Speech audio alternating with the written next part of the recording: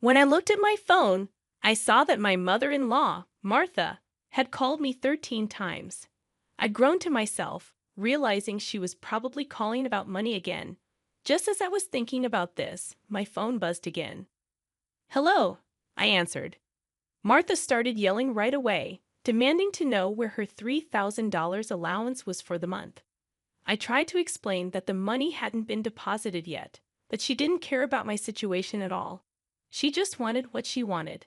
I was fed up. She never thinks about how her words and actions affect others. I had no choice but to tell her the truth. Her son had passed away, so I couldn't send her any money anymore. "My name is Jennifer Smith. I'm 32 years old, and I work at a big financial company. I'd also take care of our home. I got married to Mary about 2 years ago. I met my husband, Mark, through our shared interests, and we fell in love quickly. After dating for a year, we got engaged and then married. We believed we were meant for each other, and things were going well for us. But here's where a problem came up. Martha, my mother-in-law.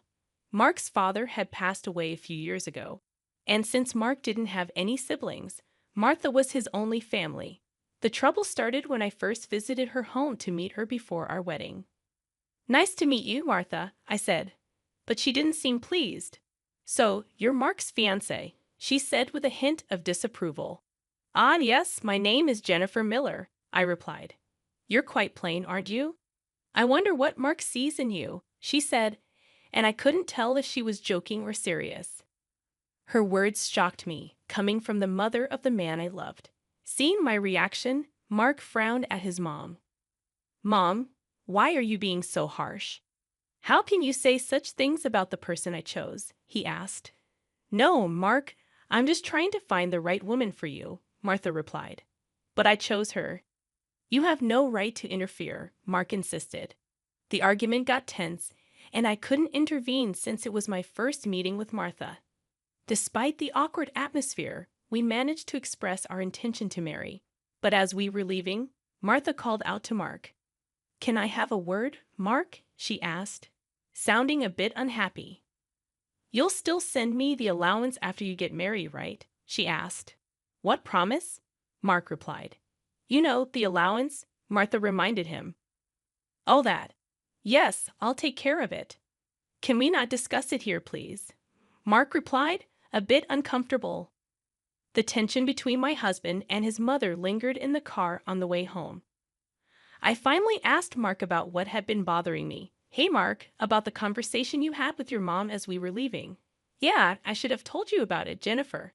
I heard something about an allowance. After my dad passed away, I've been sending money to my mom every month." "How much?" $2,000. $2,000? I couldn't help but raise my voice in surprise. He sighed deeply and began to speak slowly. "Actually, my mom has a debt. She lost a lot of money at a casino a long time ago, and she's still paying it off. And because her health isn't great these days, she spends a lot of time at home. But she still needs money to live on. But $2,000? Isn't that a bit too much? If I try to lower the amount, she keeps calling me over and over. And no matter what, a mother is still a mother. I worry about her living alone."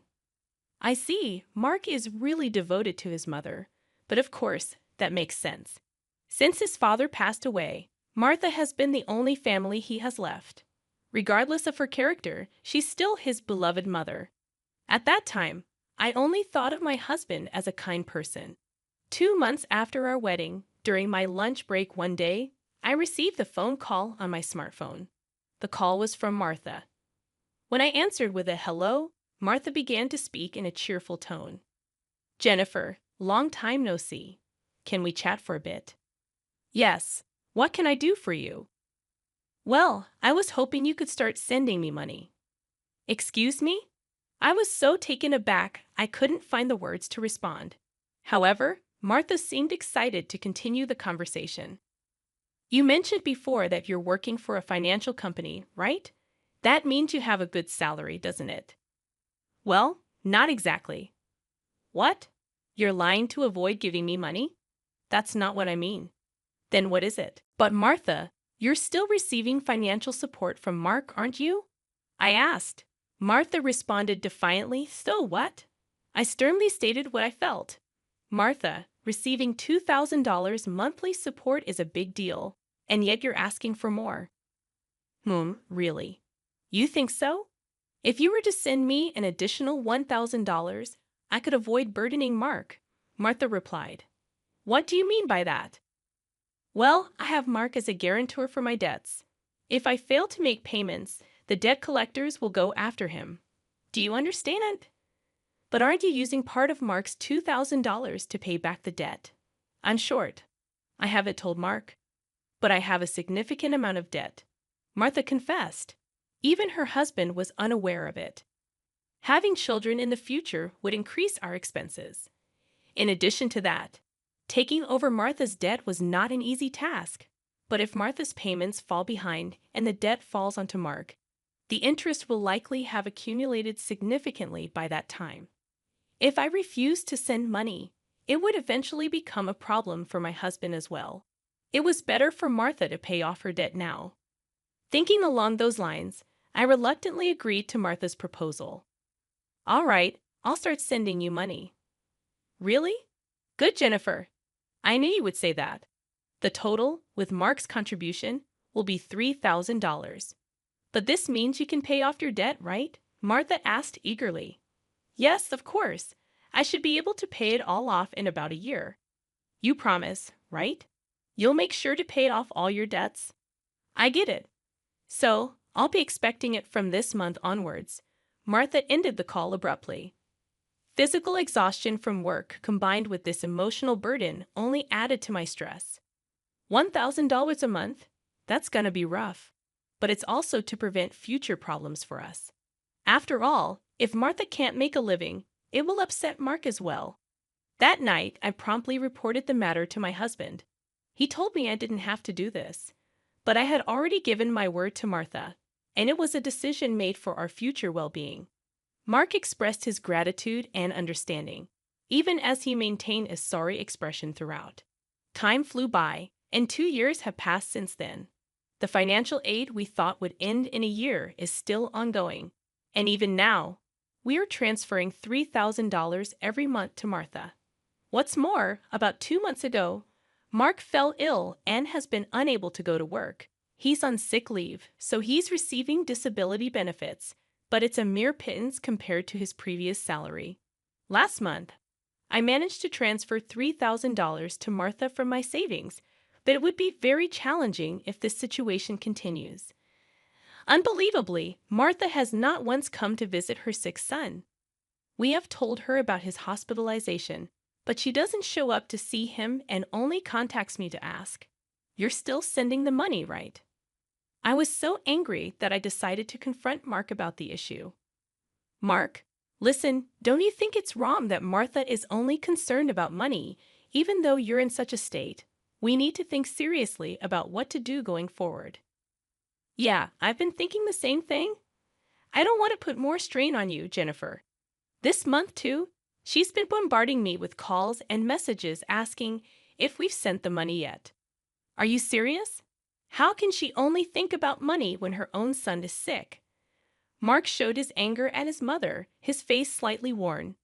Then, as if he had an idea, Mark exclaimed, "That's it," and wore a sly grin. What is it, Mark? Well, this is our last resort. I've come up with something good, for my mom. What? Mark suggested a plan I could never have imagined. Although it could be called inappropriate, that seemed to be the only way to make Martha understand. A few weeks later, Mark was discharged from the hospital. Martha didn't reply to any of our messages, so we didn't tell her about Mark's discharge. In the last 2 weeks, Martha has been relentlessly demanding the money. There's no point in sending money to a mother who doesn't even worry about her son. While Mark and I were enjoying a cup of tea, a message came in on my phone. Upon checking, I found 13 missed calls from Martha again. As I thought, so my phone vibrated again. It was another call from Martha. Hello. I turned on the speaker microphone so that Mark could hear, and Martha started shouting right away. Listen, where's the $3,000 for this month? Excuse me, that's right. The money for this month hasn't been transferred yet. Martha, do you realize Mark is now? I don't care if he's in the hospital or whatever. It's none of my business. You're working at a good place, right? You must have plenty of savings. Hurry up and transfer it here. Martha was shouting angrily, eventually. She said something unbelievable. Listen, since you married Mark, if he can't pay, you have to pay me. Understand? If you refuse, I'll make you the guarantor. Got it? At that moment, something inside me snapped.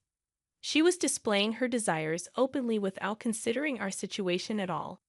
I had reached my breaking point with her. She didn't even try to reflect on her own actions. Now, I had no choice but to resort to the last resort. I firmly declared into my smartphone, Mark has passed away. I can't send you any more money. At these words, Martha blurted out a baffled, "What?" Yes, this was the last resort that my husband suggested. Lied to Martha about Mark's death and observed her reaction. If she showed any sign of sadness, if she reflected on her behavior and apologized, we would continue to support her financially. But if she didn't reflect, if she demanded money, we would sever ties completely. Deep down, I thought that even a money-grubbing woman like Martha would deeply reflect on her actions if she were told that her own son had died. But the very next moment, Martha burst into loud laughter. "Yay, what's so funny?" I asked. "Well, isn't it obvious? If Mark is dead, that means his inheritance will be distributed to me too. Excuse me, I've been looking into it since I heard that Mark was sick. Listen here, 2/3 of Mark's assets are yours, but 1/3 is mine." I was at a loss for words.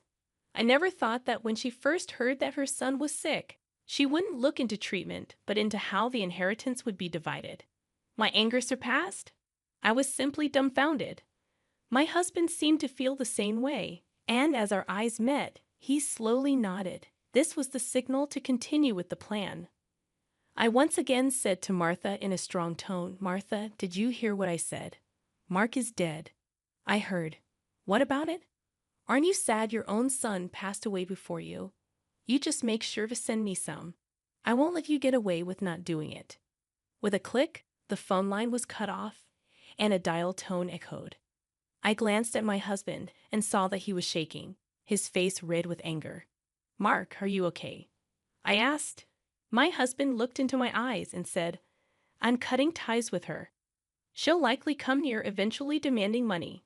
Let's wait until then, okay? But are you really okay with this? Cutting off ties just like that?" "Yeah, I have no regrets. After that call, she's no mother." My husband's eyes were filled with hatred, and I felt the same way. A person who only thinks about money over her own son's life is not family to me. A few days later, as we expected, Martha came to our house. For the time being, I decided to hide my husband in the next room and deal with Martha myself. Then Martha approached me with a face like a demon. "Hey, give me Mark's inheritance right now." Again with that? Anything else to say? He's already dead, isn't he? It's pointless to say anything now. Yet you never even visited him. What are you saying? Are you really his mother? You're so annoying. Give me the inheritance right away. I don't mind getting a lawyer. Speaking more would be a waste of time. Just as I thought, my husband emerged from the next room. Seeing him, Martha let out a startled gasp as if she had seen a ghost. "Mark, why weren't you dead?" "Long time no see, Mom," he said. "Sorry, but the news about my death was a lie." "A lie? How could you be so disrespectful?" Martha exclaimed. "I wanted to confirm your true nature, Mom. I was curious about how you'd handle the allowance if your son died. But you turned out to be a gold digger, just as I suspected," Mark replied sternly. "What? How dare you call your mother a gold digger?" Martha protested. "Silence. I'm cutting ties with a toxic parent like you," Mark shouted. Martha's mouth hung open in disbelief at my husband's angry shouts. She could not come to terms with the fact that her own son was severing ties with her. "What? What does this mean, Mark?" she stammered. "It means exactly what I said. I can't consider someone like you as my mother. No way, Mark declared. Then what about the allowance? Do you really think I would? Martha started, but Mark interrupted her. You're on your own with the debts. We're moving, Mark said firmly. Wait, please. If you do that, what about my living expenses? Martha pleaded tearfully, reaching out to my husband. He forcefully shook off her hand, looked at her coldly, and said, I don't care about your living expenses. You have been living off us without even a single apology. I really understand your despicable nature now. Don't you dare show up in front of us again. No, wait, Mark. Are you going to abandon your mother? Martha cried out. But my husband ignored her words. He grabbed Martha's arm and dragged her to the front door. He threw her shoes and bag outside and chased Martha out of the house. Martha made a fuss outside for a while but disappeared after a bit, perhaps unable to withstand the eyes of the neighbors.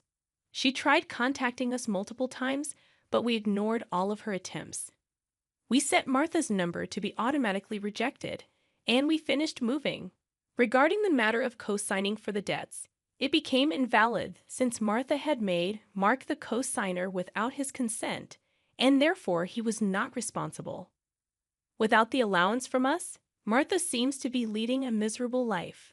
It's only natural, as she had been using the allowance for her gambling habits instead of paying off her debts.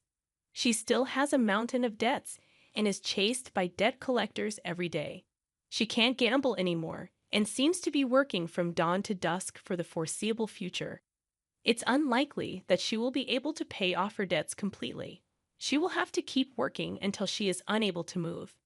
This is entirely her own doing. As for us, we are spending fulfilling days in our new home.